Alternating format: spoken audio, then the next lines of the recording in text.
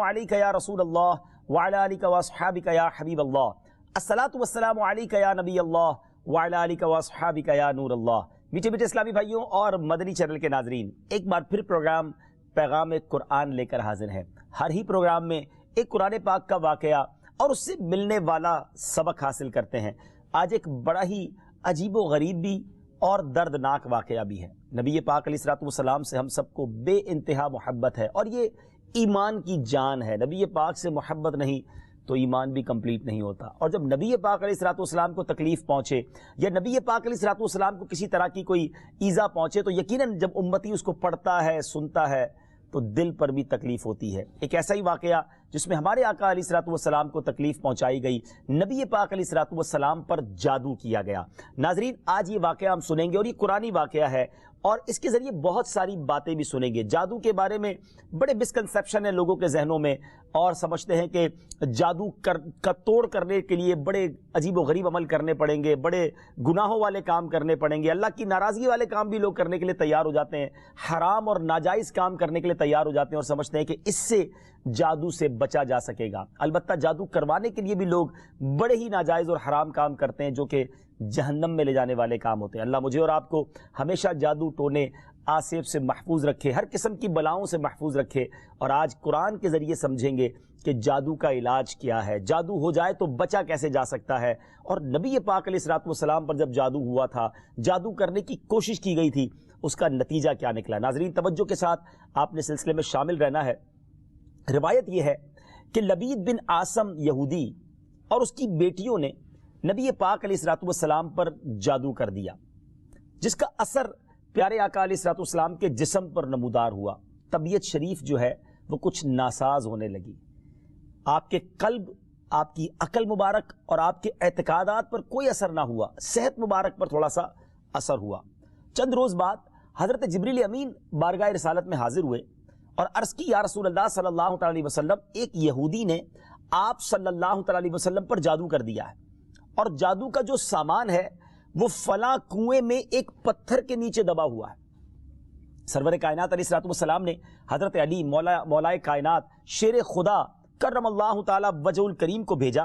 उन्होंने कुएं का पानी निकाला और पत्थर उठाया तो उसके नीचे से खजूर के घाबे की थैली बरामद हुई, यानी खजूर के जो छिलके होते हैं इस तरह की थैली बरामद हुई और उसमें नबी पाक अलैहिस्सलातु वस्सलाम के मुंह मुबारक जो कंगी से टूटे थे और कंगी के टूटे हुए कुछ दंदाने और एक डोर या कमान का चिल्ला जिसमें 11 गिठाने लगी हुई थी और एक मोम का पुतला था जिसमें 11 सुइयां चुभी हुई थी। ये सब सामान पत्थर के नीचे से निकला और ये मौला अली करमल्लाहु ताला वजहुल करीम ये सारा सामान लेकर नबी पाक अलैहिस्सलातु वस्सलाम की बारगाह में आ गए। इसके बाद सुभान अल्लाह, अब इसका तोड़ कैसे आया, इसका इलाज कैसे हुआ, इसका हल क्या निकला।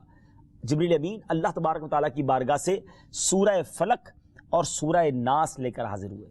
यानी अब जो सूरह फलक और सूरह नास है वो नाजिल हुई और इन दोनों सूरतों को मिलाएं तो नाज़रीन उसमें 11 आयतें हैं। हर एक आयत के पढ़ने से एक एक गिराह खुलती जाती थी, यहां तक कि सब गिरहें खुल गईं और प्यारे आका अलैहिस्सलातु वस्सलाम बिल्कुल शिफायाब हो गए। सुभान अल्लाह, सुभान अल्लाह। नाज़रीन, अब इस वाक़े से बहुत सारी बातें मैंने और आपने सीखनी है। पहली बात यह है कि ये बुखारी शरीफ में है कि प्यारे आका अलैहिस्सलातु वस्सलाम जब बिस्तर शरीफ पर तशरीफ लाते तो अपने दोनों हाथों पर दम करते और अपने सर से पांव तक पूरे जिस्म पर अपने हाथों को फिराया करते, जहां तक दस्ते मुबारक पहुंच सकते ये अमल 3 मरतबा फरमाते।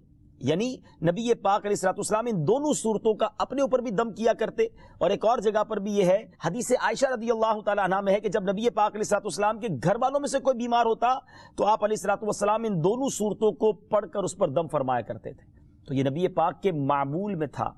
तो आज अगर हम में भी कोई बीमार हो जाए, फैमिली में कोई बीमार हो जाए, अपने आप को हम इन आफतों से बचाना चाहते हैं तो अव्वल आखिर 3-3 बार दुरूद पाक पढ़ें, सूरह फलक और सूरह नास की तिलावत करें, अपने हाथों पर दम करके अपने जिस्म पर फेर लें, किसी मरीज पर दम कर दें, इंशाअल्लाह इसकी बरकत मिलेगी। यहाँ एक और मसला भी सीखने को मिलेगा कि तावीज़ात और अमलियात में जिसमें कोई लफ्ज कुफ्र और शिर्क का ना हो वो जायज़ है।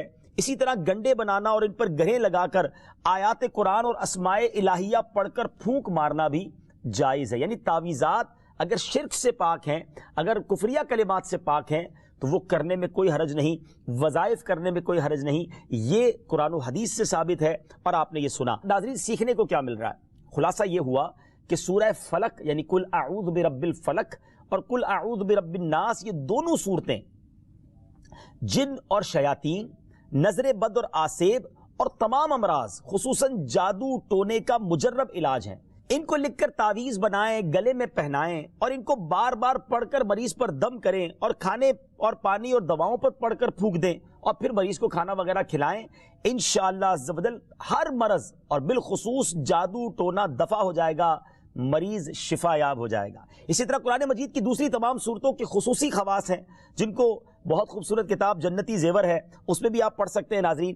اسی طرح ہمیں چاہیے کہ قرآن پاک کی تلاوت کرتے رہیں. قرآن پاک کی ہر حرف میں شفا ہے، برکتیں ہیں. اور آج خاص طور پہ ہمارے ناظرین کو گویا وظیفہ، قرآنی وظیفہ مل رہا ہے. بہت سارے ناظرین یہ گزارش کرتے ہیں کہ ہمیں کوئی وظیفہ بتایا جائے. تو دیکھیں آج تو قرآن کے ذریعے، اور وہ وظیفہ جو نبی پاک کو رب کی طرف سے عطا ہوا، پیارے آقا علیہ الصلوۃ والسلام کو بھی شفا نصیب ہوئی، تو ہمیں ضرور اس کو اپنانا چاہیے. ناظرین اس سے پہلے کہ میں مزید اس معاملے میں آگے بڑھوں، میں چاہتا ہوں کہ دونوں صورتوں کی تلاوت اور اس کا ترجمہ پہلے سن لیتے ہیں اور پھر مزید اس بارے میں بات کرتے ہیں کہ اس حیرت انگیز واقعے سے مجھے اور آپ کو مزید کیا سیکھنے کو ملتا ہے. پہلے سورہ فلق کی تلاوت ہوگی، سورہ ناس کی تلاوت ہوگی. میں یہاں ایک اور بات بھی کہنا چاہوں گا. کچھ لوگ یہ کہتے ہیں جناب ہم وظیفہ کرتے ہیں اثر نہیں ہوتا، برکت نہیں ملتی. پہلے یہ چیک کر لیں کہ آپ کے مخارج ٹھیک ہیں، آپ تلاوت صحیح مخارج کے ساتھ کرتے ہیں.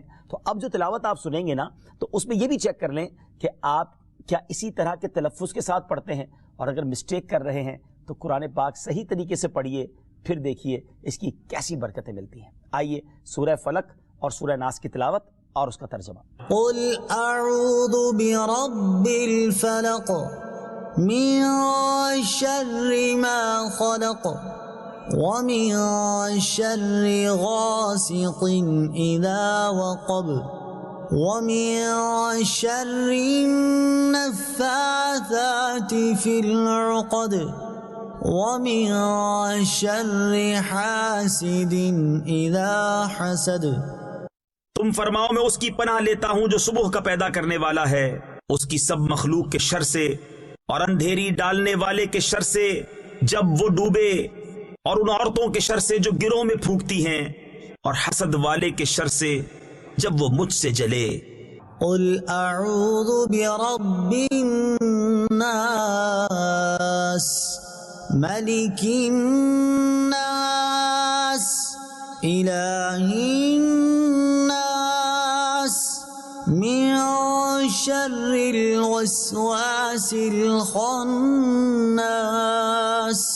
الذي يوسوس في صدور الناس من الجنة والناس. تم کہو میں اس کی پناہ میں آیا جو سب لوگوں کا رب، سب لوگوں کا بادشاہ، سب لوگوں کا خدا، اس کے شر سے جو دل میں برے خطرے ڈالے اور دبک رہے، وہ جو لوگوں کے دلوں میں وسوسے ڈالتے ہیں، جن اور آدمی. ناظرین سورہ فلق اور سورہ ناس کے بے شمار فضائل و برکات ہیں. ایک اور حدیث پاک سنیے. حضرت عبداللہ بن خبیب رضی اللہ تعالیٰ عنہ فرماتے ہیں کہ ہم پر ہلکی بارش ہوئی اور اس وقت اندھیرا چھایا ہوا تھا، اور ہم پیارے آقا علیہ الصلوۃ والسلام کا انتظار کر رہے تھے کہ وہ آ کر ہمیں نماز پڑھائیں. پھر نبی پاک علیہ الصلوۃ والسلام ہمیں نماز پڑھانے کے لیے تشریف لائے اور ارشاد فرمایا پڑھو. میں نے عرض کی کیا پڑھوں؟ ارشاد فرمایا صبح و شام 3 بار قل هو اللہ احد، قل اعوذ برب الفلق اور قل اعوذ برب الناس پڑھو. ان کی تلاوت کرنا تمہیں ہر بری چیز سے بچائے گا. چلیں ایک اور وظیفہ مل گیا، سورہ اخلاص کو بھی شامل کر لیں تو صبح و شام پڑھیں تو انشاءاللہ بری آفتوں سے، مصیبتوں سے، جادو ٹونے سے، آسیب سے، ان طرح کی بلاؤں سے انشاءاللہ محفوظ رہیں گے. ناظرین یہاں کچھ مسائل بھی سیکھ لیتے ہیں. حضرت اسماء بنت امیس رضی اللہ تعالیٰ عنہ نے عرض کی یا رسول اللہ صلی اللہ تعالیٰ علیہ وسلم جعفر کے بچوں کو جلد نظر ہوتی ہے، کیا مجھے اجازت ہے کہ ان کے لیے عمل کروں؟ نبی پاک علیہ الصلوۃ والسلام نے اجازت عطا فرمائی. تو سیکھنے کو یہ ملا کہ تعویذ اور عملیات جن میں کفر و شرک نہ ہو، کوئی کلمہ ناجائز نہ ہو، تو اس میں جو ہے وہ تعویذ کرنا، عمل کرنا جائز ہے، اور خاص کر وہ عمل جو آیات قرآنیہ سے کیے جائیں یا احادیث میں وارد ہوئے ہوں۔ اسی طرح چند مسائل بھی سیکھنے کو ملے۔ یہ دونوں صورتیں جو ہیں ان کے شان نزول سے ہمیں معلومات کیا ملتی ہیں؟ نمبر ایک، جادو اور اس کی تاثیر حق ہے۔ کچھ لوگ جادو کا انکار کر دیتے ہیں، یہ درست نہیں ہے۔ جادو اور اس کی تاثیر حق ہے کیونکہ قرآن میں اس کا ذکر ہے، اور نبی پاک علیہ الصلوۃ والسلام پر بھی آپ کی صحت مبارک پر اس کا اثر ہوا۔ نمبر دو، نبی کے جسم پر جادو کا اثر ہو سکتا ہے، جیسے تلوار، تیر اور نیزے کا بھی اثر ہوتا ہے۔ یہ شان نبوت کے خلاف نہیں ہے۔ ہاں، ایسا اثر نہیں ہو سکتا کہ جس سے نبوت کے متعلقہ امور میں خلل آ جائے۔ حضرت موسیٰ علیہ الصلوۃ والسلام کے مقابلے میں جادوگر بالآخر اس لیے فیل ہوئے کیونکہ وہاں جادو سے معجزے کا مقابلہ تھا، ورنہ حضرت موسیٰ علیہ الصلوۃ والسلام کے خیال پر بھی اس جادو نے اثر کیا کہ ان کو خیال ہوا کہ یہ لاٹھیاں، رسیاں چل رہی ہیں۔ نبی کریم علیہ الصلوۃ والسلام کے خیال پر بھی اسی طرح یہی اثر ہوا تھا۔ نمبر تین، جادو کو دور کرنے میں سورہ فلق اور سورہ ناس کو خصوصی تاثیر حاصل ہے۔ نمبر چار، جادو، ٹونے اور عملیات اور اثرات اور بیماریوں کو ختم کرنے کے لیے قرآن پاک کی صورتوں اور آیتوں کو استعمال کیا جا سکتا ہے، اور بخاری شریف میں سورہ فاتحہ کو اس مقصد کے لیے استعمال کرنے کا بیان موجود ہے۔ تو سورہ فاتحہ کو سورہ شفا بھی کہا جاتا ہے، تو یہ بھی شفا کے لیے بڑا مجرب اور بڑا پیارا وظیفہ ہے۔ ناظرین، یہ چند باتیں تو ہم نے اس واقعے کے متعلق سیکھی، سورہ فلق اور سورہ ناس کے کچھ فضائل بھی سنے۔ میں یہاں ایک اور بات بھی کرنا چاہتا ہوں کہ آج کل پرابلم یہ ہو گیا ہے کہ اتنے عاملین آ گئے ہیں، اتنے عمل کرنے والے لوگ آ گئے ہیں، اتنے بورڈ ہمارے شہروں اور وطن میں لگ جاتے ہیں کہ ایسا لگتا ہے ہر دوسرے آدمی پہ جن ہے یا اس پہ جادو ہو گیا ہے۔ خدارا، جھوٹے عاملین سے اپنے آپ کو بچائیے۔ اگر جینے کی تمنا ہے تو کچھ پہچان پیدا کر۔ لوگوں کے گھر بک جاتے ہیں، لوگوں کی عزتیں پامال ہو جاتی ہیں، عجیب ماحول ہو گیا ہے۔ کچھ بد نصیب تو وہ ہیں جو کسی کو تباہ کرنے کے لیے جادو کروانے جاتے ہیں اور ہزاروں لاکھوں روپے خرچ کرتے ہیں، اور پھر بیچارے کچھ جب بیمار ہو جاتے ہیں تو اپنا بعض اوقات ڈاکٹری مسئلہ ہوتا ہے اور وہ بھی کسی عامل کے ہتھے چڑھ جاتے ہیں، اور وہ کہتا ہے جناب آپ کے گھر میں بہت برا عمل ہوا ہے، فلاں جگہ کوئی چیز دبی ہوئی ہے، اور اس کو اب سنبھالنے کے لیے، اس کو نکالنے کے لیے اتنے بکرے چاہیے، اتنے مرغے چاہیے، اتنے انڈے چاہیے، قبرستان میں یہ عمل کرنا ہوگا، اور پھر غریب آدمی اپنی چیزوں کو بیچ کر ہزاروں لاکھوں روپے دے دیتے ہیں اور خاندان کے خاندان ٹوٹ جاتے ہیں۔ ایسا نہ کریں، پلیز ایسا نہ کریں۔ بلکہ میں تو ان عاملین سے بھی گزارش کروں گا کہ حلال روزی کی طرف آئیں۔ دعوت اسلامی نے بڑا شاندار ایک انداز اختیار کیا، اللہ سلامت رکھے دعوت اسلامی کے مدنی ماحول کو۔ ناظرین، آپ سوچ رہے ہوں گے کہ پھر ہماری بیماریوں کے لیے ہم تعویذ کس سے لیں، ہم یہ وظائف کہاں سے لیں؟ آپ کی دعوت اسلامی ہے نا۔ الحمدللہ دعوت اسلامی کا ایک شعبہ ہے جس کا نام ہی مکتوبات و تعویذات عطاریہ ہے۔ اس میں آپ کو بغیر کسی فیس کے، جی ہاں بغیر کسی فیس کے، لاکھوں لاکھ تعویذ ہر مہینے ناظرین یہاں سے دیے جاتے ہیں، پوسٹ بھی کیے جاتے ہیں، کوریئر بھی کیے جاتے ہیں، اس کی بھی کوئی فیس نہیں لی جاتی۔ تو یہ تعویذات آپ دعوت اسلامی کے مرکز سے رابطہ کر کے لے لیجئے۔ آن لائن تعویذات کی سروس بھی موجود ہے۔ حالانکہ دعوت اسلامی کا اس ڈپارٹمنٹ پر لاکھوں کروڑوں روپے خرچ ہو رہا ہے، مگر اس لیے اس کو فری رکھا ہے تاکہ امت کے لیے آسانی ہو، دکھیاری امت جو ہے ان کے مسائل حل ہو جائیں، نہ جانے کس کی دعا لگ جائے اور ہمارا بیڑا پار ہو جائے۔ ہاں، اس میں یہ ضرور میں کہوں گا کہ وہ لوگ جو یہ پروگرام دیکھ رہے ہیں اور ان کو لگتا ہے کہ میں اس شعبے کو سپورٹ کروں، دعوت اسلامی جس شعبے میں خرچ کر رہی ہے اور نہ جانے کتنے دکھیارے مسلمانوں کی دعائیں لے رہی ہے، تو اگر آپ دعوت اسلامی کے شعبہ تعویذات عطاریہ میں سپورٹ کرنا چاہتے ہیں، اپنا ڈونیشن دینا چاہتے ہیں، تو بھی ہم سے رابطہ کر لیجئے۔ لیکن پلیز ان جھوٹے عاملوں سے اپنے آپ کو بچائیے۔ اور مجھے جو ناظرین سن رہے ہیں، ہر بندے پر جادو نہیں ہوتا، ہر بندے پر جن نہیں آ جاتا، ہر بات میں وسوسہ نہ لایا کریں، وظائف پڑھ لیا کریں۔ صبح و شام یہ وظیفہ ہمیں نبی پاک نے دے دیا ہے، صبح گھر سے پڑھ کر نکلے، شام گھر پر آ کر سونے سے پہلے پڑھ لیں، آیت الکرسی سونے سے پہلے پڑھ لیں۔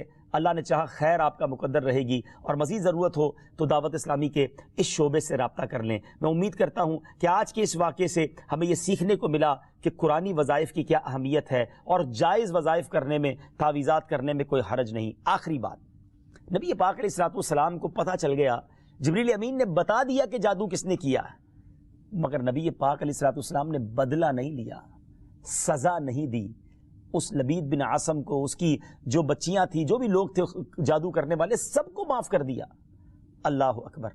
انہیں پتہ چل جاتا تھا کہ کس نے ظلم کیا ہے، پھر بھی معاف فرماتے، اور ہم شک کی بنیاد پر بدلہ لے لیتے ہیں۔ ہے کوئی عامل کہہ دیتا ہے تمہارے گھر میں سین نام کی کوئی عورت ہے, اس نے یہ کیا ہے. اب جتنے سین نام والے ہیں سب کے ساتھ بدگمانی شروع, جب سے سب سے لڑائی شروع, سب کے بارے میں برا سوچنا شروع. انسان ہی سے غلطی ہوتی ہے. معافی کرنے والا ذہن رکھیے, معاف کریں گے اللہ تعالیٰ آپ کو معاف کر دے گا, رحم کریں گے آپ پر رحم کیا جائے گا. اللہ مجھے اور آپ کو نبی پاک علیہ الصلوۃ والسلام کی اس مبارک سیرت سے سیکھنا نصیب فرمائے کہ اگر کسی سے غلطی ہو بھی گئی ہے, کسی نے ہمارا برا چاہا بھی ہے اور پتہ بھی چل گیا ہے, تو معاف کرنا اللہ کو بڑا پسند ہے. مشکل ضرور ہے, دل چاہتا ہے میں بھی بدلہ لوں, لیکن مزہ بھی تو یہی ہے نا کہ دل چاہ بھی رہا ہے, غلط بھی کیا ہے سامنے والے نے اور میں بدلہ لے بھی سکتا ہوں, پھر بھی اللہ کی رضا کے لیے معاف کر دیں اور اس نیت سے معاف کریں میرے مالک میں تیرے بندے کو معاف کر رہا ہوں, تو مجھ گناہگار کو معاف فرما دے. اللہ کریم ضرور کرم فرمائے گا, اور یہی اسلام کی خوبصورتی ہے. اللہ مجھے اور آپ کو معافی اور درگزر کا ذہن نصیب فرمائے. ہمارے سلسلے پیغام قرآن میں ہم یہی کوشش کرتے ہیں کہ قرآن پاک سے کوئی میسج, کوئی پیغام آپ کی طرف بڑھایا جائے. تو آج الحمدللہ آپ کے لیے یہ پیغام تھا کہ قرآن پاک پڑھیے, اس پر عمل کیجئے, اس کو پڑھ کر اپنے اوپر دم بھی کیجئے, اور پھر کسی سے غلطی ہو جائے تو معاف بھی کیجئے. وقت ہوا ہے ایک اگلے سیگمنٹ کا جس کا نام ہے تعارف قرآن. پیغام قرآن. ناظرین وقت ہوا ہے ہمارے بہت ہی خوبصورت سیگمنٹ تعارف قرآن کا, اور آج تعارف قرآن میں ہم قرآن پاک کی انہی دو صورتوں کی بات کریں گے جس کا ذکر ہم نے اپنے سلسلہ پیغام قرآن میں کیا, یعنی سورہ فلق اور سورہ ناس. سب سے پہلے بات کرتے ہیں سورہ فلق کی. سورہ فلق مدینہ منورہ میں نازل ہوئی, اور ایک قول یہ ہے کہ مکہ مکرمہ میں نازل ہوئی. پہلا قول زیادہ صحیح ہے کیونکہ اس کے شان نزول سے اسی کی تائید ہوتی ہے. رکوع اور آیات کی تعداد, اس صورت میں 1 رکوع اور 5 آیتیں ہیں. فلق نام رکھنے کی وجہ, فلق کے کئی معنی ہیں اور یہاں اس سے مراد صبح ہے, اور چونکہ اس صورت کی پہلی آیت میں یہ لفظ موجود ہے اس مناسبت سے اسے سورہ فلق کہتے ہیں. پیارے آقا علیہ الصلوۃ والسلام نے ایک بار اس سورت کے بارے میں ارشاد فرمایا, کیا تم نے نہیں دیکھا کہ آج رات مجھ پر ایسی آیتیں نازل ہوئی ہیں جن کی مثل نہیں دیکھی گئی. وہ آیتیں کل اعوذ برب الفلق سورت کے آخر تک اور کل اعوذ برب الناس سورت کے آخر تک ہے. سبحان اللہ. تو اس سورت کے بارے میں بڑے فضائل نبی پاک علیہ الصلوۃ والسلام نے ارشاد فرمائے. ایک بار حضرت عابس جوہنی رضی اللہ تعالیٰ عنہ سے روایت ہے کہ نبی پاک علیہ الصلوۃ والسلام نے ارشاد فرمایا, میں تمہیں وہ کلمات نہ بتاؤں جو شریر جنات اور نظر بد سے اللہ تعالیٰ کی پناہ طلب کرنے میں سب سے افضل ہیں. انہوں نے عرض کی یا رسول اللہ صلی اللہ تعالیٰ علیہ وسلم کیوں نہیں, آپ ضرور بتائیے. ارشاد فرمایا وہ کلمات یہ دونوں صورتیں ہیں, کل اعوذ برب الفلق اور کل اعوذ برب الناس. سبحان اللہ سبحان اللہ. اب آئیے سورہ ناس کے بارے میں کچھ سن لیتے ہیں, اس کی فضیلت بھی جان لیتے ہیں. سورہ ناس جو ہے ناظرین یہ قرآن پاک کی ترتیب کے لحاظ سے سب سے آخری سورت ہے. اس کا مقام نزول سورہ ناس زیادہ صحیح قول کے مطابق مدنی ہے. اس سورت میں 1 رکوع اور 6 آیتیں ہیں. الناس نام رکھنے کی وجہ, عربی میں انسانوں کو الناس کہتے ہیں اور اس سورت کی پہلی آیت میں یہ لفظ موجود ہے, اس مناسبت سے اسے سورہ الناس کہتے ہیں یا اسے سورۃ الناس کہتے ہیں. سورۃ الناس کے مضامین, اس سورہ مبارکہ میں ان جنات اور انسانوں سے اللہ تعالیٰ کی پناہ مانگنے کی تعلیم دی گئی ہے جو لوگوں کے دلوں میں وسوسے ڈالتے ہیں. سورہ فلق کے ساتھ اس کی مناسبت کیا ہے؟ سورۃ الناس کی اپنے سے ماقبل سورت سورہ فلق کے ساتھ مناسبت یہ ہے کہ سورہ فلق میں ظاہری شر سے اللہ تعالیٰ کی پناہ مانگنے کی تعلیم دی گئی تھی, اور اس سورت میں خفیہ شر سے اللہ تعالیٰ کی پناہ مانگنے کی تعلیم دی گئی ہے. اللہ تعالیٰ ہمیں ہر طرح کے شر سے محفوظ فرمائے, قرآن پاک پڑھنے, سمجھنے اور اس پر عمل کرنا نصیب فرمائے. مدنی چینل دیکھتے رہیے. اگلے سلسلے میں ایک اور پیغام قرآن لے کر حاضر ہوں گے. صلو علی الحبیب صلی اللہ تعالی علی محمد صلی اللہ علیہ وسلم. رب کا ہے فرمان اس